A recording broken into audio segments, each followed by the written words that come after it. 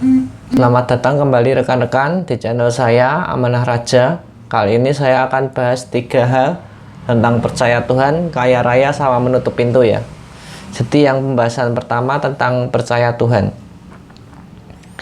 Ini bicara tentang orang ini, apa yang ia makan, apa yang ia minum, dan apa yang ia pakai. Itu dia perlu lihat ke burung-burung di udara.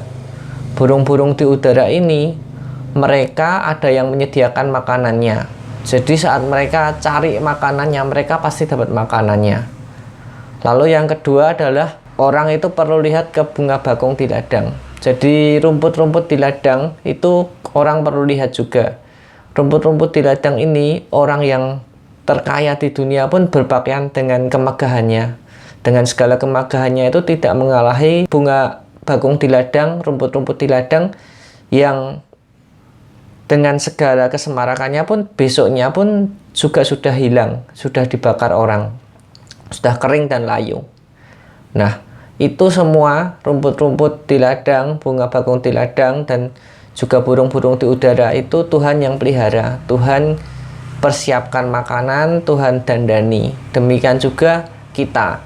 Kita ini orang yang dikasihi Tuhan, kekasihnya Tuhan. Karena kita itu orang yang dikasihinya Tuhan, untuk bunga bakung di ladang aja yang didandani sedemikian rupa itu, besoknya itu dia dibakar, itu aja Tuhan dandani sedemikian rupa.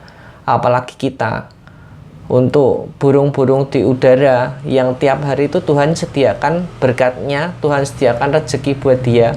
Pasti Tuhan juga menyediakan berkat bagi kita, Tuhan juga menyediakan rezeki bagi kita.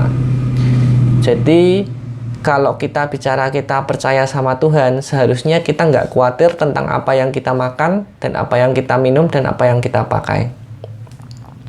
Lalu yang kedua adalah tentang menutup pintu.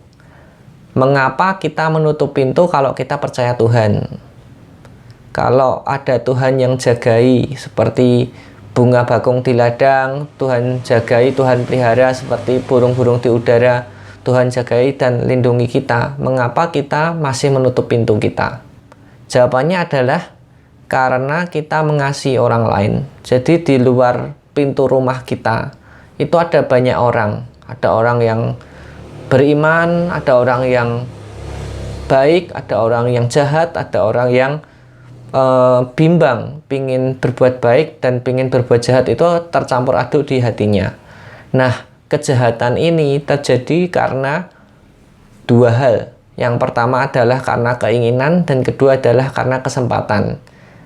Dengan kita menutup pintu, sebenarnya itu kita berbuat baik kepada orang lain dengan cara kita tidak memberi kesempatan untuk berbuat jahat. Jadi kita itu menutup pintu, kita mempassword akun kita, mempassword rekening bank kita, terlalu melakukan segala pencegahan-pencegahan yang lain, itu tujuannya bukan karena kita tidak mempercayai Tuhan, tidak ada Tuhan yang berdaulat, yang menjagai kita, tidak. Tapi bukan karena kita nggak percaya Tuhan ya, tetapi karena kita mau mengasihi orang lain. Karena orang lain juga tidak memiliki pemandangan yang sama seperti yang kita pandang. Banyak orang berpikir karena kesulitan ekonomi, tidak ada Tuhan, maka mereka mencuri, maka mereka melakukan hal-hal yang di luar kewajaran. Lalu yang ketiga adalah tentang kaya raya. Nah, ini kan doa dan keinginan setiap orang. Nah, doa dan keinginan setiap orang ini kan kalau orang bicara kaya raya ini kan posisi di atas. Ada orang yang di posisinya di bawah, ada yang posisinya di atas. Nah, sebagian besar orang berdoa bahwa mereka ingin kaya raya. Tetapi bagaimana keinginan itu terwujud, itu hanya Tuhan yang bisa menjawab dan memberikan. Pertanyaannya adalah begini, mengapa Tuhan tidak memberikan saya langsung kaya raya? Mengapa saat saya berdoa supaya saya kaya raya, mengapa doa saya tidak dijawab Tuhan atau belum dijawab Tuhan? Itu hanya Tuhan yang tahu ya. Jadi kapan doa itu dijawab, kapan itu doa itu terkabul kan hanya Tuhan yang tahu. Tetapi saya bisa beri beberapa pertimbangan. Mungkin Tuhan memberi kita suatu proses itu supaya kita bertumbuh. Satu, mungkin mengenali ada hal-hal yang tidak baik di dalam hidup kita, di mana kita perlu berubah. Lalu yang kedua adalah untuk melatih perasaan kita. Jadi tidak semua orang itu diberi kesempatan untuk miskin dan jadi kaya.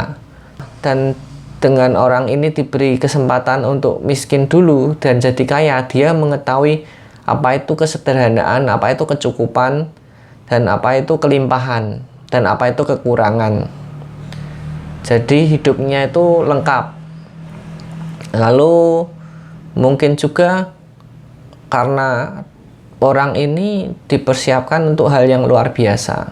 Jadi dengan penderitaan yang besar, orang itu belajarnya kan juga banyak, pengalamannya banyak, mengetahui prinsip-prinsip Tuhan, apa yang diminta itu Tuhan jawab, mengetahui bahwa percaya apa yang kita minta kita sudah menerima, maka itu diberikan kepada kita.